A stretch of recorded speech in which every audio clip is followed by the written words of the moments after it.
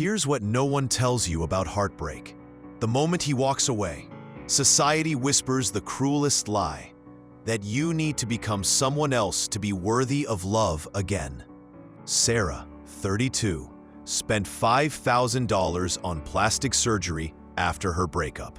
Not because she wanted to, but because she believed the lie that she wasn't enough.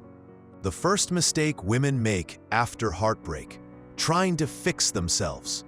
But here's the twisted truth. When you try to fix yourself for someone who left, you're essentially admitting you were broken to begin with. 73% of women change their appearance after a breakup. But Epictetus taught us something revolutionary 2,000 years ago. You cannot control other people, only your response to them. The moment you try to change yourself to win someone back, you've already lost. Sarah's story gets worse. After the surgery, the new clothes, the complete personality makeover, he still didn't come back. But here's what she discovered, and what every woman needs to know. The problem wasn't that she needed fixing. The problem was believing she was broken in the first place.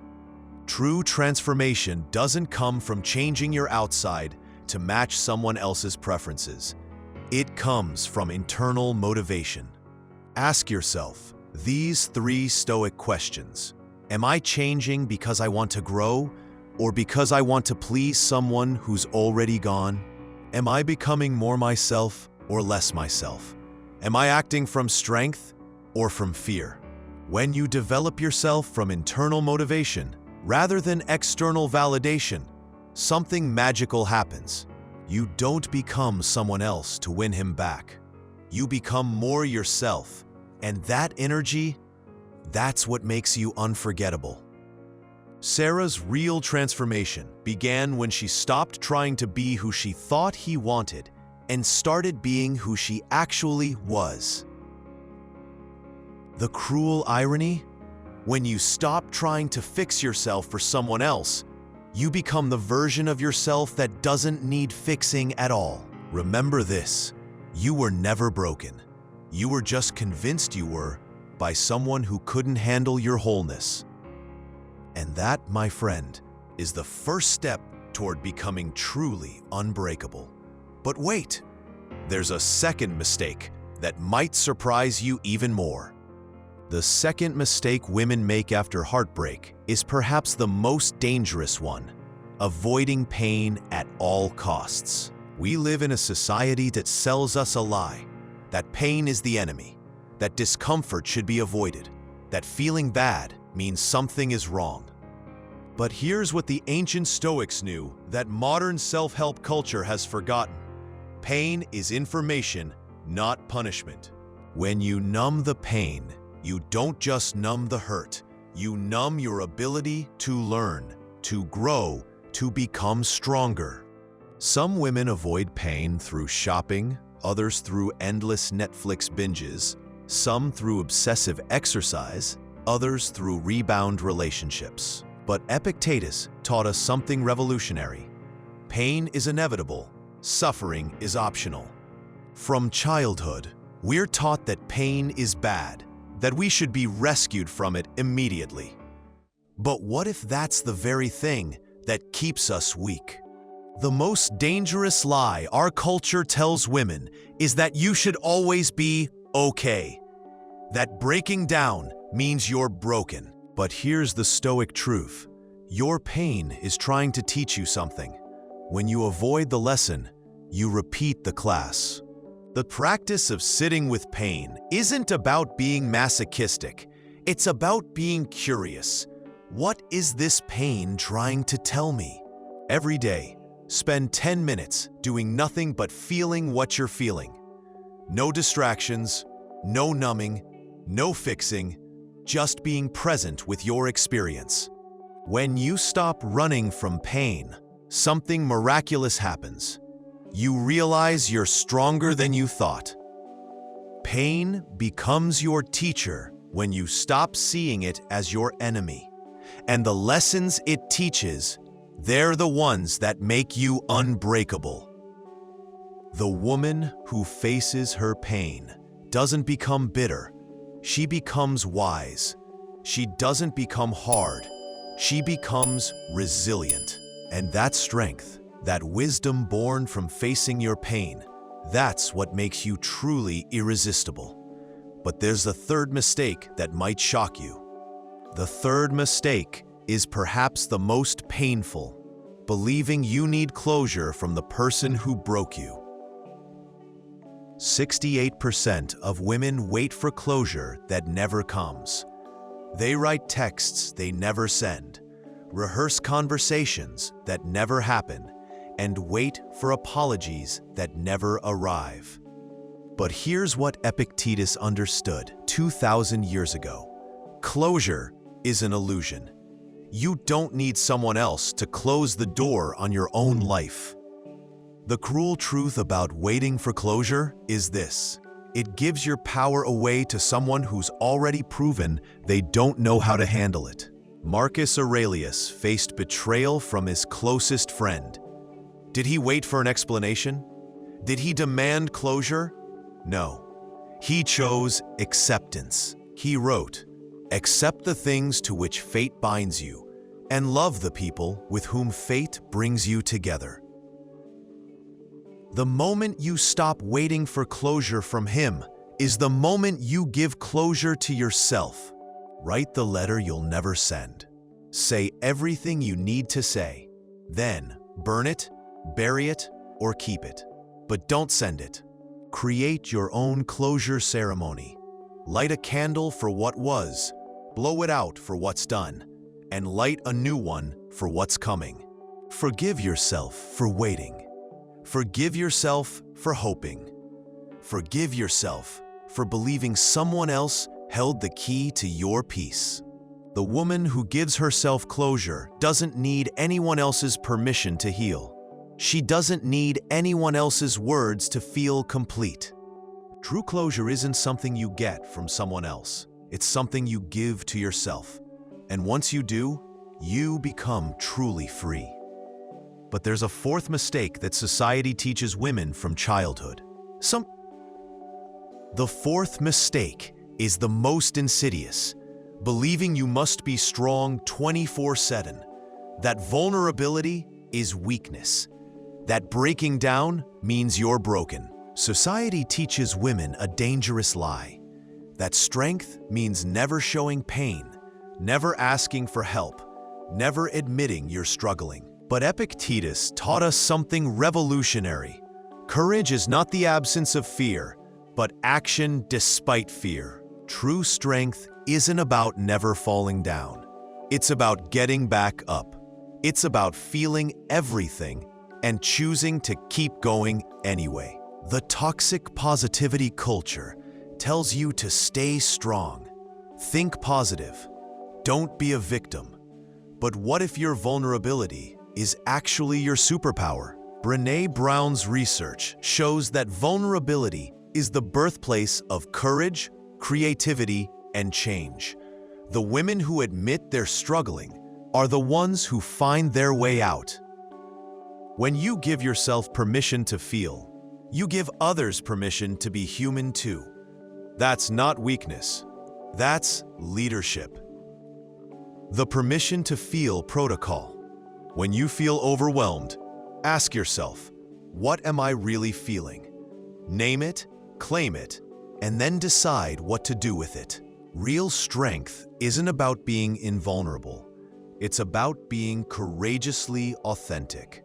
And that authenticity, that's what makes you truly powerful. But there's a fifth mistake that might surprise you.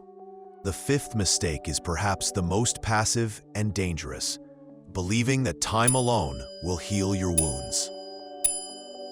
Society sells us the comforting lie: time heals all wounds. But what if I told you that's not just wrong? It's actively harmful.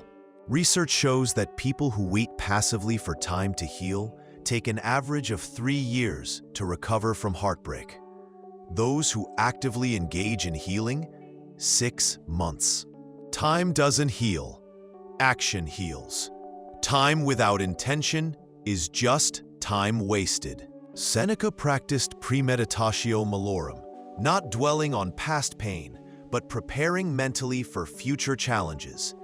He didn't wait for time to heal, he actively built resilience. Active healing starts with daily reflection. Every evening, Seneca asked himself, "What wound did I heal today? What failing did I resist? Where can I show improvement?" Write this down. I will not wait for time to heal me. I will use time as my tool for healing. 5 daily non-negotiables for active healing. Move your body, quiet your mind, feed your soul, connect with others, and reflect on your growth. Weekly review. What patterns am I noticing? What triggers can I prepare for? What progress have I made? What needs adjustment? Monthly assessment. Am I becoming who I want to be? Am I learning from my pain? Am I building the life I deserve? Time doesn't heal wounds, intention does. Action does. Growth does. Stop waiting for healing to happen to you. Make it happen through you. But there's a 6th mistake that's even more subtle. The 6th mistake is thinking that healing means erasing the past, that strength comes from forgetting, that moving on requires amnesia. We live in a culture that says, delete him from your life, block him everywhere, act like it never happened. But what if that's exactly what keeps you stuck? Neuroscience proves that suppressing memories doesn't delete them, it gives them more power. What you resist persists. When you try to forget instead of integrate, every random trigger becomes a landmine. A song, a smell, a place, and suddenly you're right back where you started. Marcus Aurelius taught amor fati, love your fate. Not just the good parts, but all of it. Every betrayal taught you discernment. Every heartbreak taught you resilience. Integration doesn't mean dwelling in the past. It means extracting the wisdom and carrying it forward. Don't delete the experience. Transform it. The hero's journey exercise. Rewrite your story not as the woman who was betrayed, but as the woman who discovered her strength through adversity. The pain to power conversion. For every hurt, identify the strength it built. For every loss, find the lesson it taught. For every ending, discover the beginning it created. When you integrate instead of eliminate, your pain becomes your purpose. Your story becomes a gift you can give to others who are still struggling. Don't try to forget your past. Integrate it. Don't run from your story. Own it. Don't delete your experiences. Transform them into wisdom. That's how you become truly unbreakable. But there's one final mistake that might be the most important. But the 7th mistake is perhaps the most addictive. Seeking validation from everyone except the person who matters most, yourself. We live in the age of external validation addiction. Instagram likes become self-worth. Dating app matches become confidence. Other people's opinions become our identity. You post the perfect selfie and wait. 50 likes, you feel okay. 200 likes, you feel great. 20 likes, you feel worthless. But what if I told you this is emotional poison? Validation addiction turns you into a performer in your own life. You're not living authentically. You're constantly auditioning for approval from people whose opinions shouldn't matter. Epictetus taught, the opinion of others is outside your control. Your response to their opinion is within your control. Focus only on what you can control. The first step to breaking validation addiction: digital detox. Delete the apps that make you perform instead of just being. Your worth isn't measured in likes. Build your internal validation system. Every morning, look in the mirror and say, I approve of myself. I am enough. My worth doesn't depend on anyone else's opinion. Track your achievements, not for others, but for yourself. Write down 3 things you're proud of each day. Build evidence of your worth that doesn't depend on external approval. Self-compassion exercise. Treat yourself with the same kindness you'd show your best friend. When you make a mistake, ask, what would I tell someone I love in this situation? When you stop seeking validation from others, something magical happens. You become magnetic. People are drawn to those who are complete within themselves. True confidence isn't loud, it's quiet. It doesn't need applause, it gives applause. It doesn't seek attention, it commands respect. And that inner validation, that's what makes you truly irresistible. Now, let's bring it all together. 7 mistakes, 7 transformations, 7 steps from victim to victor. This is the Stoic woman's way. Not avoiding pain, but alchemizing it into power. You learned that changing yourself for others is self-betrayal. That avoiding pain gives it more power. That closure comes from within, not from him. You discovered that true strength includes vulnerability. That time alone doesn't heal, intention does. That your past isn't something to forget, but to integrate. And finally, you learn that validation from others is a prison, while self-approval is freedom. These aren't just lessons, they're a way of life. So there you have it, 7 counterintuitive truths that flip everything you thought you knew about attraction, success, and power completely upside down. Marcus Aurelius wrote, "You have power over your mind, not outside events. Realize this and you will find strength. This is your power. This is your strength." Your challenge: choose one Stoic principle each week. Practice it daily.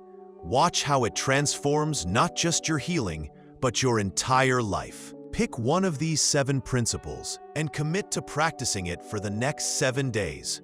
Just one. Don't try to master them all at once. Remember, you are not what happened to you. You are what you choose to become because of what happened to you. And what you're becoming is unstoppable. Next week, we're exploring the 5 Stoic habits that make you irresistible. Not to win someone back, but to attract the love you truly deserve. Until then, remember, you have power over your mind.